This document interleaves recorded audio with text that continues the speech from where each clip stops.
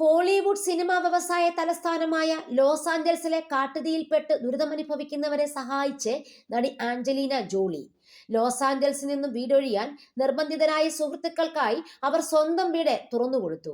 49 സുഹൃത്തുക്കൾക്കായി Angelina തന്റെ വീട് തുറന്നു കൊടുത്തതായാണ് റിപ്പോർട്ടുകൾ പുറത്തുവന്നത്.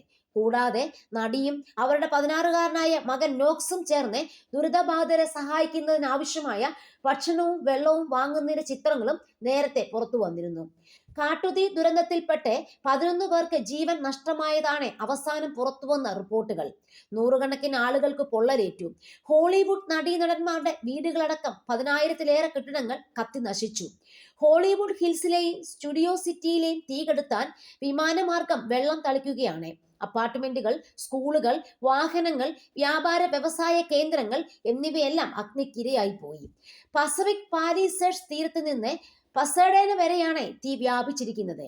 പാലിസേഡിൽ വലിയ കാട്ടുതീ ആരംഭിച്ചത് ചൊവ്വാഴ്ചയാണ്. ബുധനാഴ്ച ഉച്ചതിരിഞ്ഞ് സാൻ ഫെർണാണ്ടോ താഴ്വരയിലും കാട്ടുതീ ആളി. മേഖലയിൽ വീശിയ ശക്തമായ വരണ്ട കാറ്റ് കൂടുതൽ ഇടങ്ങളിലേക്ക് തീ പടരാനിടയാക്കി. ബുധനാഴ്ച വൈകുന്നേരത്തോടെ സമീപത്തെ വെഞ്ചുറ കൗണ്ടിയിലേക്കും തീ വ്യാപിച്ചു.